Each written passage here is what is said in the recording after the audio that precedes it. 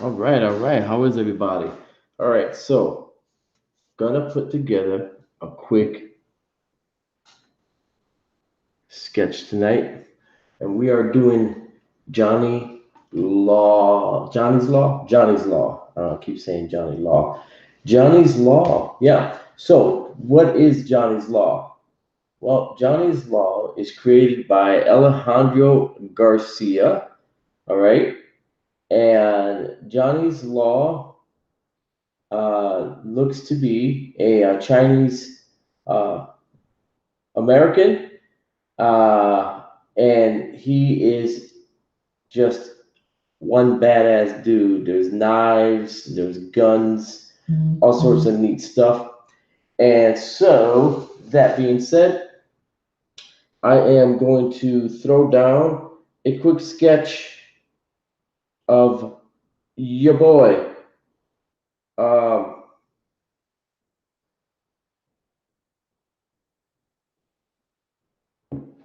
all right, your boy Johnny's Law, created by Alejandro Garcia.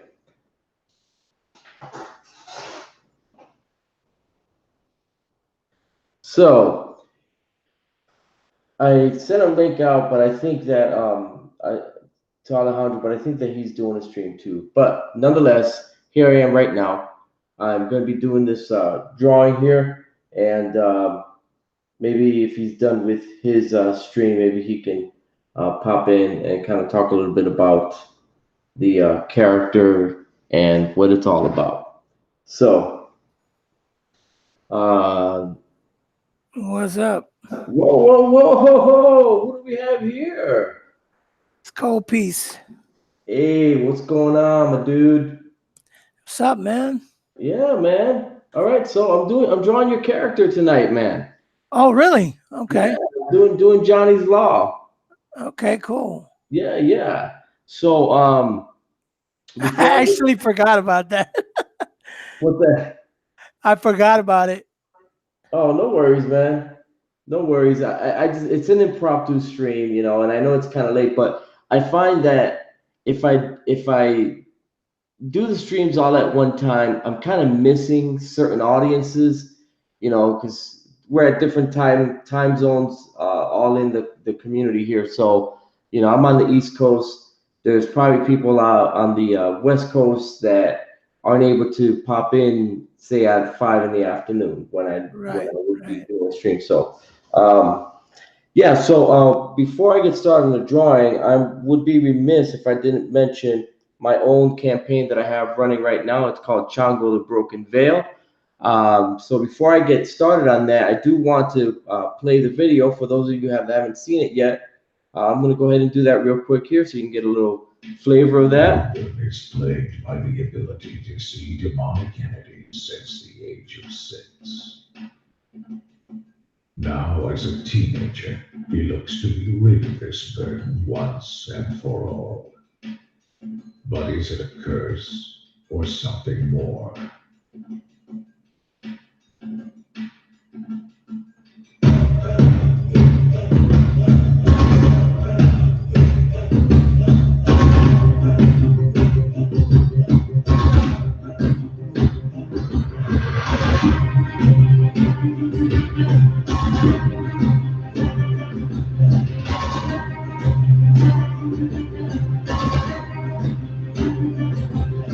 Chango, the broken veil.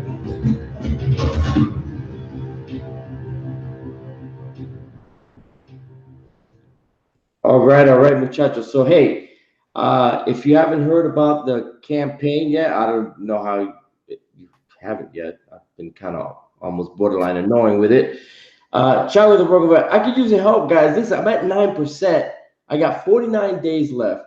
Um, I've been hearing a lot of buzz, but let's fund this campaign. I really want to get this book out to you. One way or another, I'm going to put it out anyway. But I'm just saying, I could use some help along the way. All right. So with that being said, I want to introduce the creator. Let me get back to my yeah. I want to introduce the creator of Johnny's Law, Cold Piece, and Am I saying that you're the creator of this? Correct? You're not like. Yeah. I'm the creator and the writer. All right, awesome. Um, All right. So he has created this character, and I'm gonna take a. It looks almost like an assassin of mhm. sorts.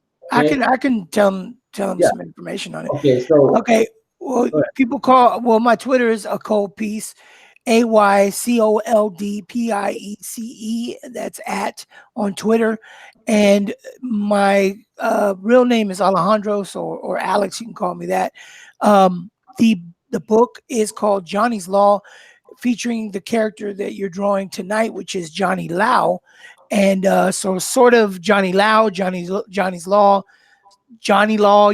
Just kind of a play on all of that, and he's actually the world's best assassin, and he's manipulated into killing a kid, and he refuses to do so, and when he does, of course, now he has to protect the kid, and he has to do it in a deadly Texas town. Nice. The script is by me, the colors by me, and lettering, but the art is by Mr. Ibai Canales.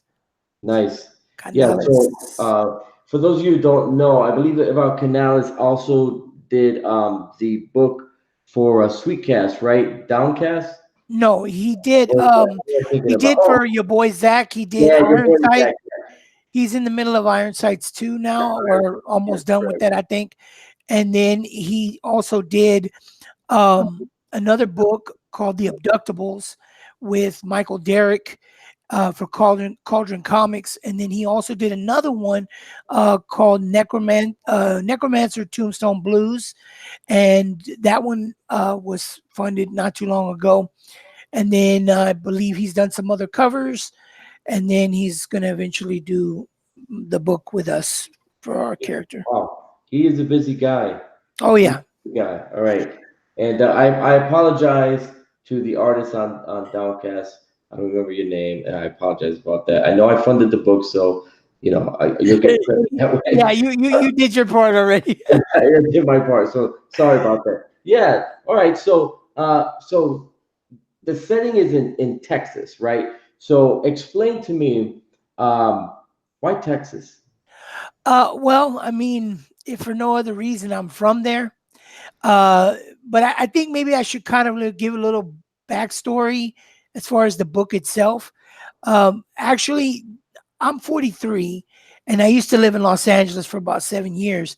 So when I was out there, it was back in '97, I actually had already thought this up, and I had thought it up as like a movie script. And I was thinking, I'll do a movie with this eventually. Maybe, I'm thinking I'll write it someday.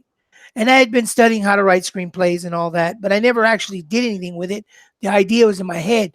So when it came time to actually create something, I was like, you know what? This is still a good idea. And if I just change a little here and there, then I think that it'll be a really great book. And so that's what I did. I worked on the script, had already started talking to Abai, and then had got really great guy named Spike Valentine. He did the editing, the story editing, and other, the technical editing, like grammar and all that on the book, and then started getting some concept designs from Ibai, and just kind of went from there. All right, cool, cool. So explain to me what's your background per se? Well, I actually started off going to school for graphic design. Hmm.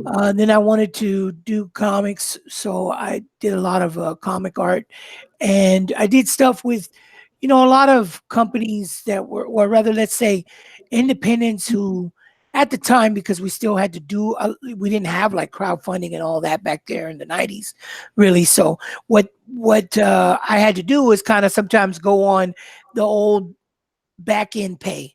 You know what I mean? Like we'll do Yeah, yeah. this and then do it on the back end.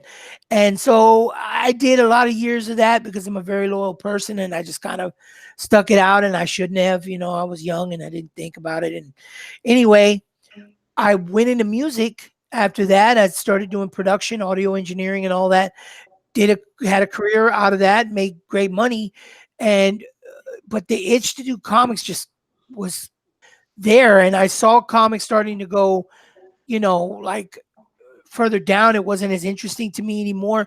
But then when I found Comicsgate and found out about your boy Zach's channel and then EVS, I was like, dude, this is making me like really excited.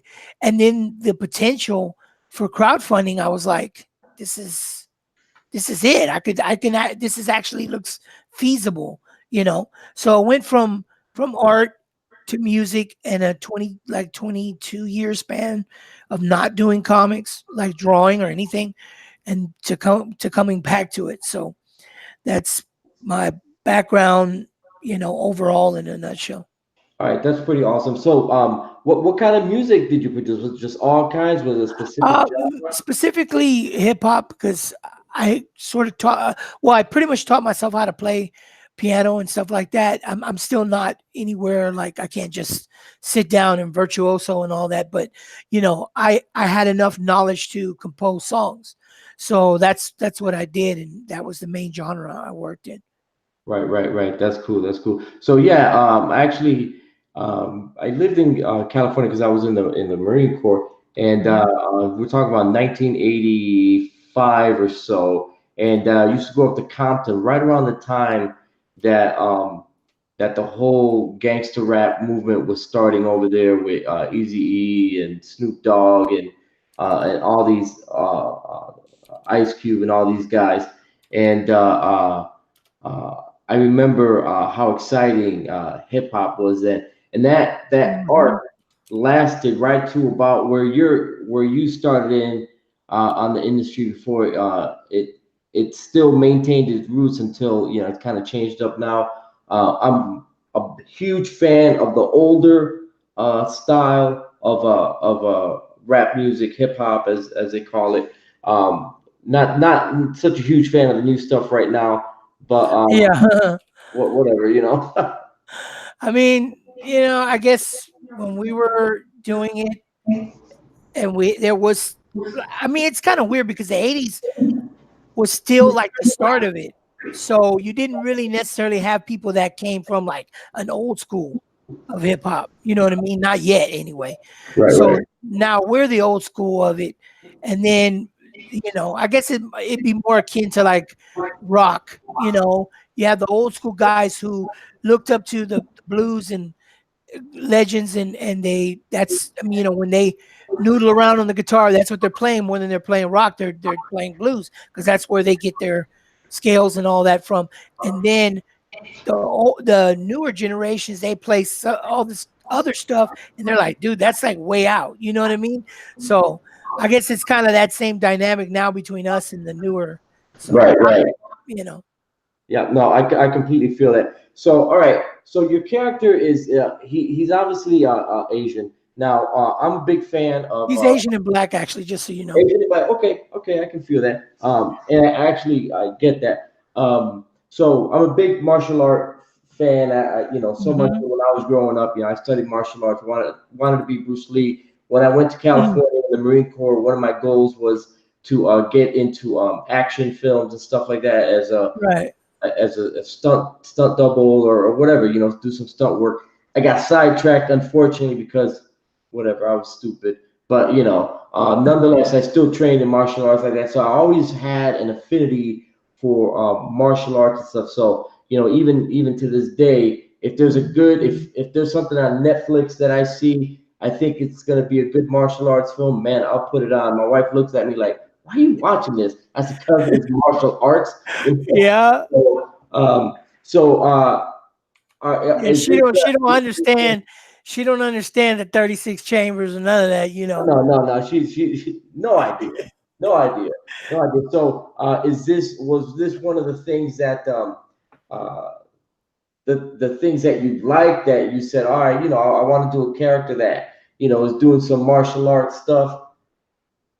Yeah, actually, I mean, like I wanted to be Bruce Lee, and ninja movies was my thing. And I even for Christmas, my aunt and uncle, they bought me the full ninja outfit with the gi, with the mask. I mean, the really good mask too, not just the one piece. It had the whole hood top and everything, even the feet. The I don't remember what they were called, but the shoes. I had those with the little split toe. So I would for real, dude. And so I grew up watching a lot of that stuff, and I was always doing that stuff in the front yard, backyard. When I got that suit, even that night, I was out there jumping up onto the roof of the house and all that. I'm not embarrassed because I was a kid. To me that was great. It was better than doing bad stuff out in the street. Yeah. But I grew up in that, and so it's always been an influence for me, especially Bruce Lee.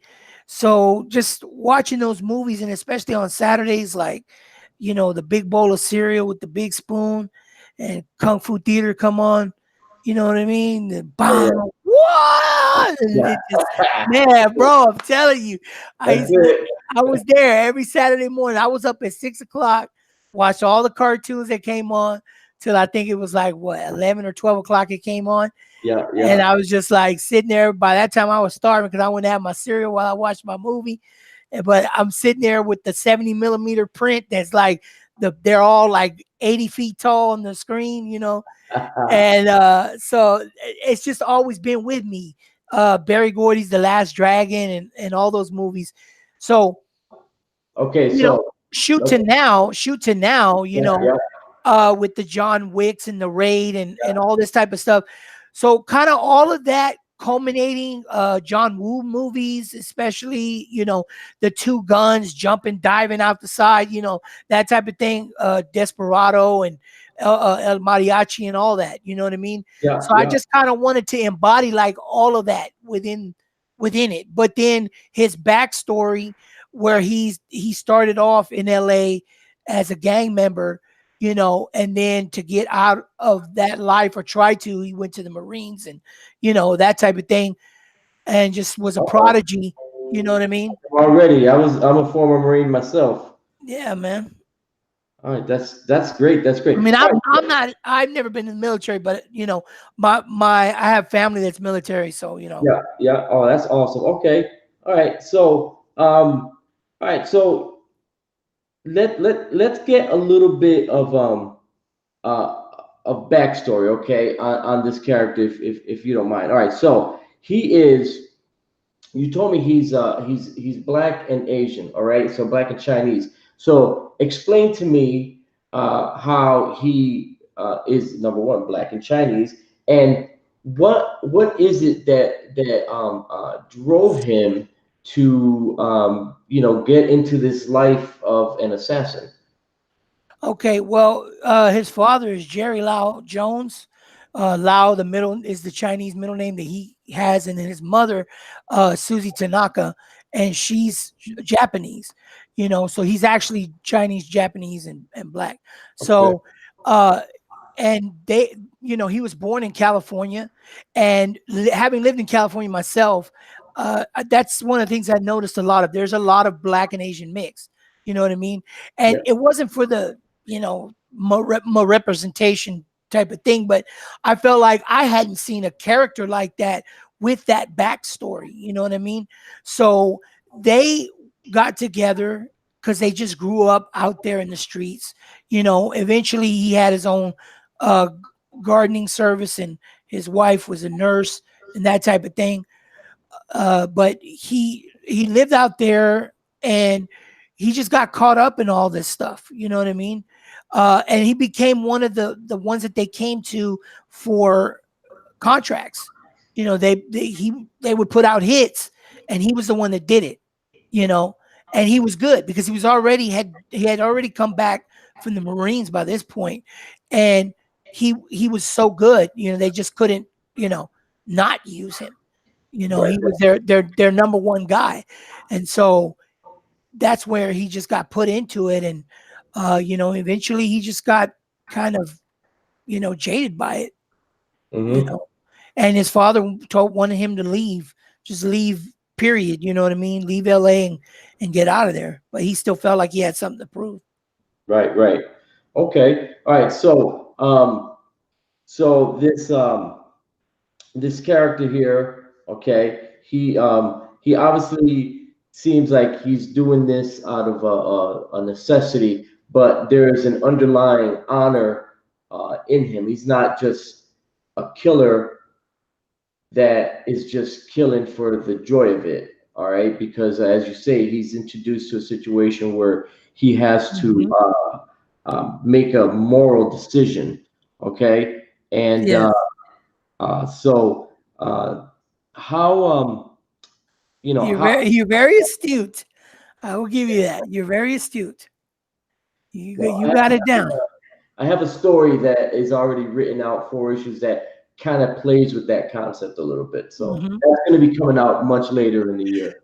But So you want to ask me basically where does this honor that he has come from? yeah, where's this on? All right. So if he's like a stone cold killer, Right. okay, that's what he does. So basically, and it's all business. Like John Wick, he's nice to his puppy, he loves his wife, but when he's got to kill, he just got to kill. It's part of the job. Exactly. Yeah, it's Okay. part of who he is, right?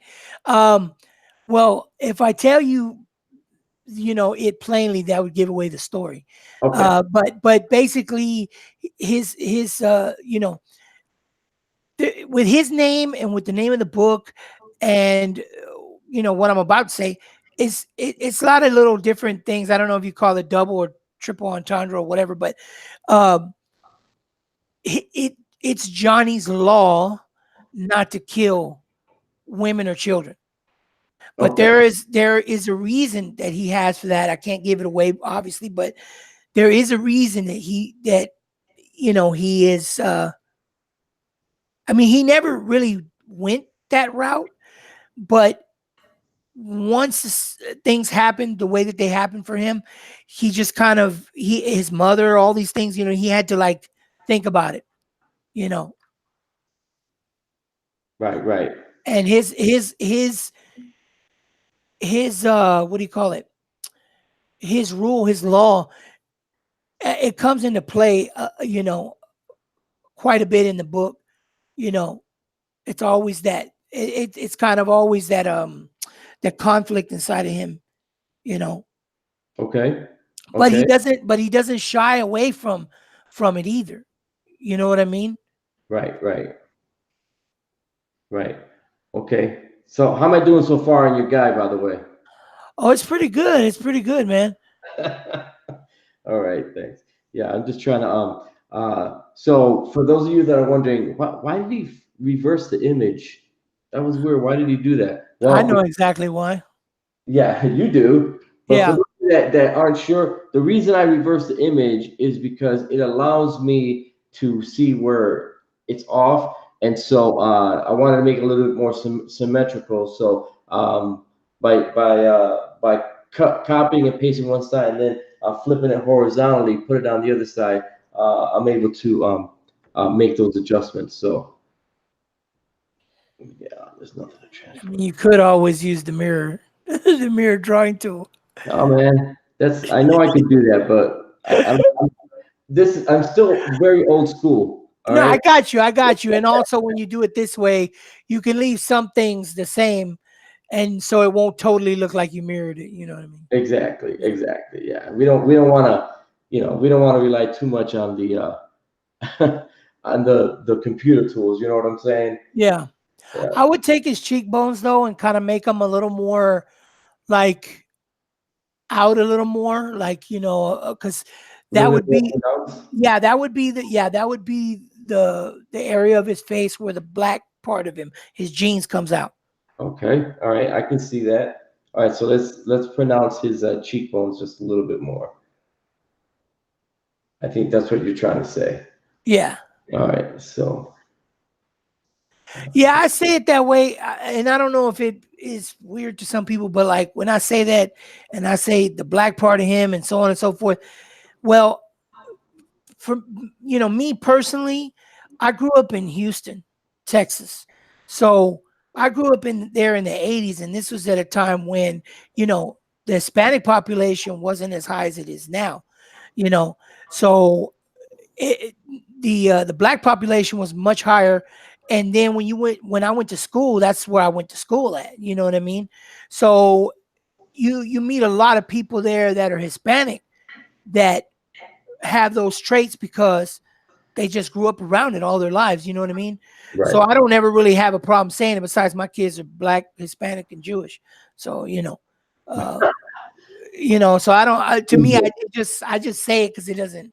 I know some people say African American or whatever, but I just say Black people because I say it around my brother-in-law who's Black.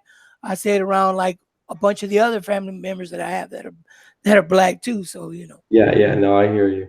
unless it makes somebody uncomfortable, I don't know. But All right. So you're putting out this comic, right? mhm. And so how big is the story that you're telling here? How many pages is going to be the initial? I think it's like 52, if I can remember correctly. I haven't looked at the script in a minute. Been working on the color of the first page and stuff like that. But All right. yeah, about 52 pages. All right. And Cool. I am working on a prequel to the book. So what I intend to do is, if I think I'm gonna do it where stretch goal is it's like 6 to 8 pages, and then what I'm gonna do is add that into the story as well. Plus like a sketch gallery or whatever. Right. Hey, maybe you'll include this one in there. Yeah, I would. Shoot, if you threw an alternate cover down, you know what I'm saying, threw one my way, I would not turn it down. I'm telling you right now. I got Rod Looper. I don't know if you know who he is, but he's going to be doing an alternate cover for me as well. Nice. And he is Hit me up, man. No phenomenal. problem. Have you seen Rod Looper's work? I have not. No, I'm not familiar with his work, but I'm sure the name sounds familiar. Yeah, he's doing Detective Dead. Oh yeah. Yeah, him, and he's also doing, or he did already. I think it's complete or almost done. That 140 page plus book that Beyond Time has, the Black Tiger Legacy of Fury. Oh yeah. I did see that. Okay. Yeah. No, that's a good looking book. Yeah. I'm glad it got funded. It took a little while, but it did get funded. That's pretty awesome. Yeah. But well, they came in at the last minute. I'm gonna say it because it's CG Delta. We came in and we put in work, and they got funded, right on time. So Yeah, absolutely. So if anybody wants to find out what CG Delta is, hit me up on Twitter. We like to help creators, soar to new heights. And if you follow me and then DM me about it, you want to join, we'll put you in.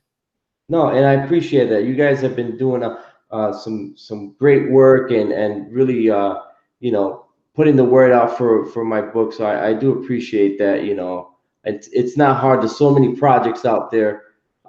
So let me ask you a question real quick before I on his nose. It it's not the typical African American nose, but it is. It's not like do you still have the pictures I sent you? You sent me a picture? Yes, I think I did. If I'm not mistaken, let me see. Let's see, because I know I'm for sure I did. Oh that. no, let me. Dang, I thought I did.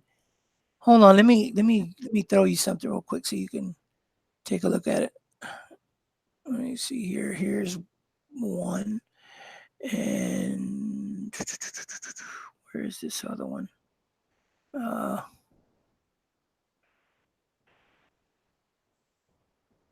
Oops, hold on.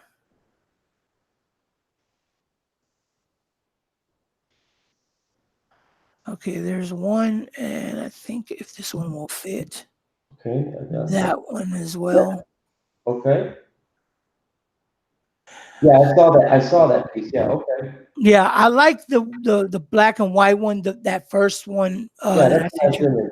That one to me, I think is a little bit better. That one, the first one, the second one is a more of a concept. Like he gave me his first one, and then he refined it more. Yeah. All right. So who did? So these were done by both by Canellis, right? Mm-hmm. Okay. Yeah. All right. Nice. And then let me send you. I'll send you the let me see. Hold on. This is the first page in oh wait, hold on, let me see. Oh, that's yeah. Can't give you a TIFF file. Let me see. Yeah, I won't be able to see those on my phone. Yeah, hold on a second.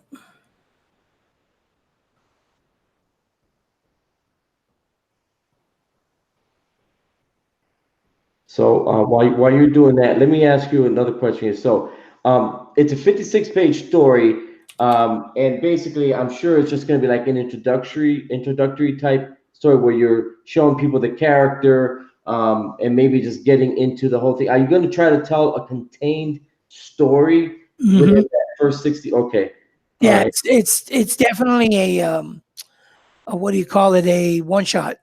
It's okay, of course, there is potential. I see potential for it to, become a something that can be expanded. So right, right. yeah. Let me see. I'll just send you the colored page. One of the colored pages, rather than my process page. I haven't done the final stuff yet. All right, sweet.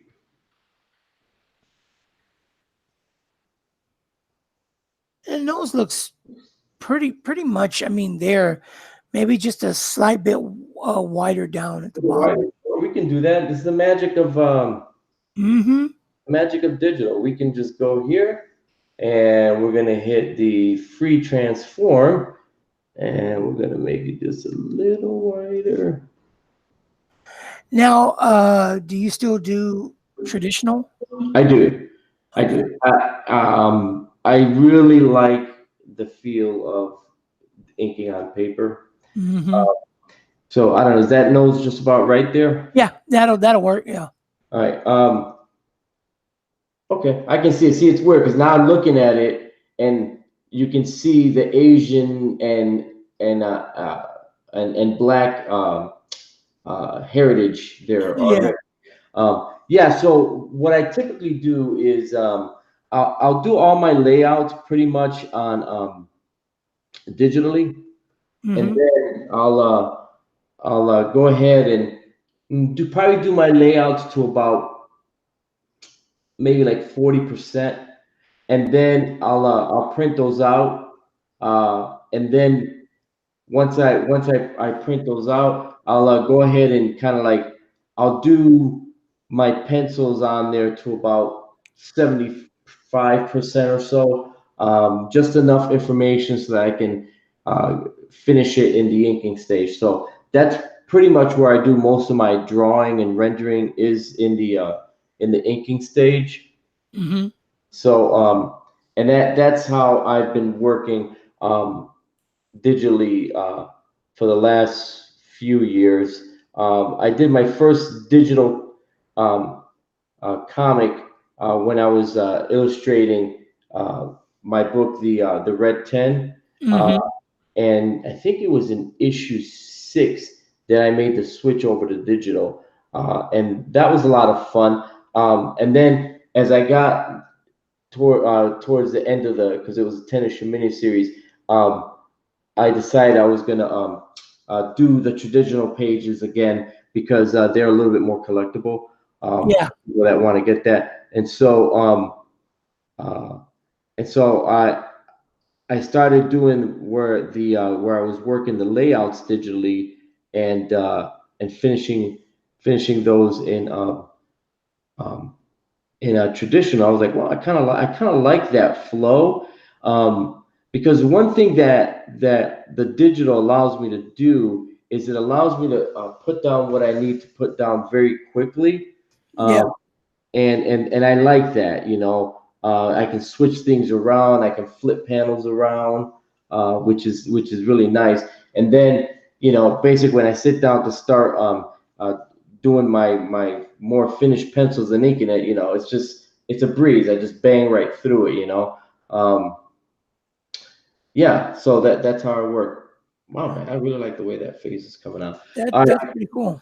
Okay, so his hair. Okay, Hmm. so it's a little bit thicker. It's probably a little wavier, right? Or does he have? It's pretty much. I mean, as you can see in the pictures, it's pretty much straight.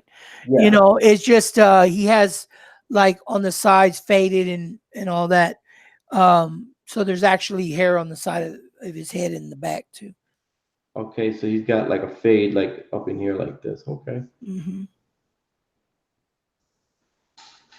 All right. So aside from, so basically, he doesn't have like any special powers other than just, he's just one badass fighter and he can shoot weapons really well, right? Yeah, and he also uses eskrima sticks that he has collapsible ones. Oh, nice. Yeah, because I've always, dude, one of my favorite characters is Night Thrasher. So I always said if I did comics, I gotta at least have one character that even if it's just a thing where he just uses them or picked them up off of a table that got dropped, or I don't care, just as long as it were used, because Yeah, I've yeah, always loved those things. yeah. So when I was in the Corps, I told you I was a martial artist and everything. So Hmm. I when I went to the Philippines, I got to train Arnis and Eskrima with Remy Presas. Oh, okay. Yeah, Yeah, I think yeah, I've heard that name before. yeah, yeah. He's like a big time uh, Kali. Kali Eskrima Arnis Hmm. guy, and he actually uh, trained with Dan Inosanto. Yeah, I know who Yeah, that is. yeah. So that was pretty cool. But yeah, man, I love the fact that that you even use the word Eskrima instead of, oh, he's got fighting sticks. Yeah, exactly. Cause dude, I'm for real, bro. Every time I hear somebody say fighting sticks, I get mad because I'm like, there's a name for them, Yeah, exactly. or they'll say batons, which technically is true, but the the actual fighting style comes from this, like they go hand in hand. The Yeah, screamer and the actual sticks, they go hand in hand. So, it's a fighting form. So, when people just say batons or fighting sticks, I'm like, nah, man, that's not how you say it. yeah, Yeah. exactly. Please don't insult my intelligence. Hmm. Yeah, I mean, I've always loved it because, like, when you mentioned Dan Inosanto, I all the way from Game of Death, when Bruce got that, the little stick, and he had the stick, and then what's his name had what did he have? He had a one of them had like a switch, like it looked like a switch, Yeah, and man, stuff like that, dude was. And they always were extra with the sound effects too. The chop chop chop yeah, chop. So I just all of that stuff tied together, dude. I just love it, man. I yeah, love no, it. that's great stuff, man. And you had mentioned the Last Dragon, and I've probably seen that movie Oh, don't even get me started. I've seen it 30, 40 so times. many times, dude. I'm telling you. And you know what's funny is that because he's our age. I mean, actually, he's a little bit older than me. He's 54. All right, Yeah, he's still in great shape, by the way. dude. So He don't even really look like he aged. no, it's freaking He crazy. looks like he's in his 30s, dude. I'm like, I dang. know, it's freaking nuts. So I actually met him at a convention in Stamford, Yeah. Connecticut, and we got to talking and stuff like that. And um, you know, I he looked at my drawing, and we got to talking about martial arts and stuff like that. And so we became friends and started working on a project that he was going to put out called The Master. Yeah. And so I actually went down to New York to work with him, putting the trailer storyboards together for that. So that was kind of fun. So we talk every now and again and stuff like that. And I say that because he had gone and he had gotten this injury while he was training, Hmm. and dude, that guy is so dedicated, man. He's like really into his body and making sure it's 100%. And he's nasty, even though he was hurt. And I'm like, dude, Yeah. yeah, I know my body and I know I'm hurt. So he just recently been getting back to his regular form. And yeah, man. So I hope that he puts that movie out. He's just looking to get some funding on it so he can get some Yeah. help doing that. But it's a really cool story. I designed the costumes for it, and like I said, did the storyboards on it. So I hope one day he puts it out. That would be fun. Yeah, it would be nice, man. But that, yeah, I've watched that. I've watched it I know. so many times. Oh man, so many times. You Rick James string bean looking fool. Yeah. I love that. Uh, it's I'd all like good. to peel this banana. Yeah. When he had the yellow tracksuit on, That was a great scene. and because they all came into the dojo and they made him kiss Shonuff's Converse. Yeah. I had also even uh, done a like my own story of the return of the last dragon Mm-hmm. called The Dragon Returns, and did the whole concept and uh, did like 15 pages of script, and I thought it was pretty good. And so I went up to Ty and said, listen, check this out. We should do this, okay?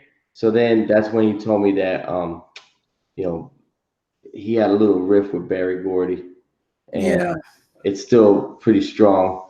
Um, and so he says, "Man, I would love to get that put together, but here. But my story had to do more with show enough, you know. Yeah. So my concept for that was that show enough was he took it hard not having the glow, and Yeah. so time goes by, the glow from is doing his stuff in Harlem and whatever, and um, uh, Bruce Leroy's lady, she dies, okay, Mm-hmm. and he's starting to feel the glow leave because of the sadness that he feels, and so the glow is trying to find a new home, and because the glow is neither good nor bad. It's just the character that takes it upon itself. And so uh, Show Enough gets his chance again to receive the glow. And the way I introduced it seemed really interesting to me, but unfortunately, it can never get Well, made. just rework it, dude. Just rework it and put it out as something else. And you don't have to even call it the glow. It could be something else, chi or whatever. I mean, as long as it's, you know, doesn't is not called the glow, and the characters look different, and you know what I mean. You change some of the background or whatever, and man, they'll eat that up. Yeah. Oh yeah. And I love that stuff, man. That's my jam right there. All right, we're getting close to having this one done here. You take this Yeah, blue out of the bag. by how we kind of got connected was we just started talking, and then we started talking about movies, and we liked a lot of the same movies and stuff like that. So a lot of the gun fu and martial arts and all that type of stuff. And so then what happened was he said he would, I pitched him the idea, and he said he liked it, and he was like, it kind of reminds me of that movie Last Man Standing with Bruce Willis. And I was like, yeah, it does kind of seem similar to that movie. I said, but I think it's a little different. So I went back and watched it, and I was like, yeah, there's definitely some differences to it, but that's just kind of how it all started. Yeah. No, that's great, man. That's great. All right, I'm gonna throw. I'm a big fan of old school zipper tone, so we're gonna throw some zipper tone on this face here in order to kind of offset it a little bit. Yeah, So do what you feel. let's see. We're gonna go here. I'm gonna do that. That lighting where it hits. Yeah, I know what you're doing. All right, like this, and it. We cut this here like this. All right. Yeah, man. So I'm glad that you were able to get on the stream and talk about your book. It looks really interesting. I like the look of the character, especially with that little blazer that he wears. So that's really neat. I like that. Dude, you know that it's so funny because every time people see his him and they see the drawing of him, they always mention that the jacket. They're like, "Oh, that's a good idea." And then the fact that I made it like purple, they're like, "Oh, that's good because it's like a different type of color scheme. Like you don't normally see that, you know, on someone like that, And I don't know, I just like in choosing the types of shoes he wears and all that, and he matches. It's because like I said, coming from that background of being in LA, you know that's what you did. We call it a fit. So you get your fit, and so he's like, well, I'm a killer, but I still want to look fly. You know what I mean? Right, So right. that's what he does. Just trying different patterns here, seeing what's gonna look the best. And the way that I kind of understand that mentality and all of that is because when and I'm not necessarily proud of it, but when I lived in LA, I got into dirt and I hung out. Like I never claimed a set and was calling myself a gangbanger or nothing like that, but that's what I hung out with. That Right, was all my friends, and we were doing music, but these were guys that the ones that really like do music, but there's always that kind of falling behind because they're still in the streets. You know what I mean? yeah, So they were it was Bloods and Crips. So it was, I mean, I could tell you stories, but the point is that just being out there and being in the middle of it and doing my own dirt or whatever, that's why I have that understanding of it and that mentality to be able to, write the character that way. right. You No, know. and that's good. That's great, man. That really is. All right, we're getting close to having this just about. It's just a quick sketch, man. Ah, that's better than a quick sketch I could do. So this has been a lot of fun to do, honestly. A lot of fun. Yeah, And man. it's been great talking to you, man. Uh, Great Definitely. talking to you too. I totally forgot about this, but I'm glad that you caught me right in time when you caught me because, Oh man, it's all you good. know, It's all good, man. Gotta make sure I got that close that up. Yes, perfect. All right, let's throw the fancy background in the back. Bam! dang, No. All look right. at him. Look at him. Uh, It looks good, man. I like it. all right. And let me sign this bad boy here. All right. And we're gonna sign it Man, here. on the cool, man. I was like thinking, dang, I wish you would have done it in traditional, bro. I'd have loved to have it in traditional, but it's so dope. I love it, man. Yeah, no I worries. love what you did with the zip tone, man. Yeah, that's old school, and I'm glad that I love that about Manga Studio. Yeah. Yeah. All right, so that's awesome. So before we sign off here, let's let's let people know how they can get a hold of you. All right, and yeah, Okay, so I'm gonna type it here in chat. That's my Twitter is at a oops cold piece. And my Instagram is at cold piece. And just to kind of then there you go. Just to kind of explain like why I use that name cold piece is because I, I always look at stories or artwork or any of those types of creative things, and I always say that like when I see that thing that just sets it off, makes it work, I say, man, that's the cold piece right there. That's a cold piece. So like that's what makes it fit together. That's what makes it work. And so I just always like that, and I used it as a Twitter handle and Instagram handle. Nice, nice. All right, I like that. I dig that. All right, so ladies and gentlemen, this has been the El Guapo live stream for the night. And tonight I had the honor and the privilege of drawing Johnny Lau from Johnny's Law, coming to you from creator Cold Piece on Indiegogo very soon. Artwork is being done right now.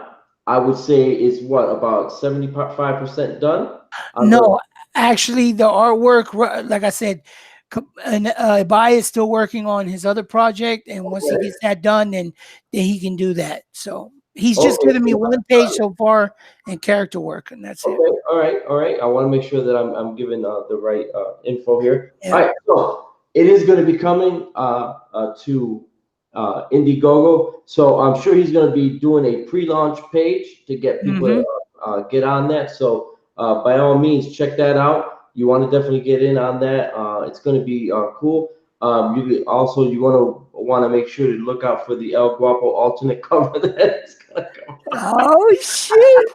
It's going down, man. That's all I want to hear. Dude, I'm doing an alternate cover for this book. Okay, so I'm just telling you right now. So we'll get together on that. Okay, it'll Yeah. be badass. It'll be traditional. It'll be okay. It'll be tight. And fighting guns, bullets, ninjas, everything. So whatever, man. Yeah. It's gonna be freaking ridiculous. Okay. Yeah. Yeah. So we'll get that going. And so once again, keep an eye out for that. Make sure to get on that Twitter at Cold Piece and also the Instagram page and check the updates on that. And then lastly, but certainly not leastly, the Chango, the Broken Veil graphic novel Yeah. is now live on Indiegogo. Yeah, man. It could use some help, all right? It could use some help. I know you guys are comic fans out there checking out my studio. I'm doing these drawings. Hopefully, you guys are getting something out of it. I love doing it anyway. I'm gonna draw anyway, all right? But I try to kind of explain what's going on. So if you've gotten anything at all out of these drawings, and you say to yourself, "Wow, how can I pay Caesar back for all this great information I've gotten on his videos and all the great entertainment that he's given me? How can I pay him back?" I got a suggestion for you. Go to my Indiegogo project page for Chango the Broken Veil and select one of the perks and boom, subscribe. All right. Get on that Yeah. project, okay? Get Yeah. on my YouTube channel, subscribe to that, subscribe to El Guapo Comics on YouTube and Twitter, and the artist Cesar Feliciano on Instagram. All Yeah, right. man. Don't make us come down there and pat your pockets. Because we need it. We need it. But support the man. This dude is awesome. I love his style. He's got, I mean, you seeing this here, which is not even like the style he's using in Chango totally. You know what I mean? He's got the demons that Mike Mignola going, and man, it's looking so good, man. So good. And it's Chango, y'all, not Chango, like the guy in the video said. Yeah, yeah. It's Chango. Right. If you're Hispanic, you know it's Chango. Keeping it Yeah. real, y'all. All right. Yeah. Cold Piece, awesome, dude. Listen, we've interacted on Twitter, but we've now actually interacted, I guess, voice to voice, not really Yeah. face to face, Yeah. but voice to voice. So it's good to hear your voice. Good to hear your stories. We got some similar backgrounds, which is nice, and Yep. we have similar tastes and that sort of thing, which is even more nice. So hey, I just made a friend tonight. I'm good with that. Yesterday was Jeremy Lott. That was awesome. So anyway, once again, check out Johnny's Law coming to you soon on Indiegogo. Check out Cold Piece. Check out Chango.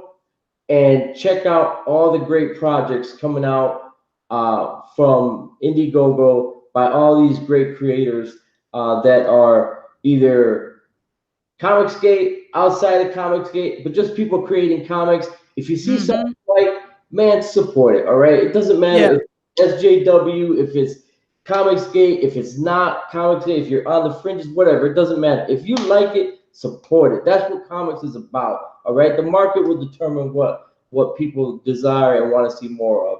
But anyway, with that said, mad props to my boy Cold Peace, mad love from Caesar to you guys. El Guapo signing off for the night.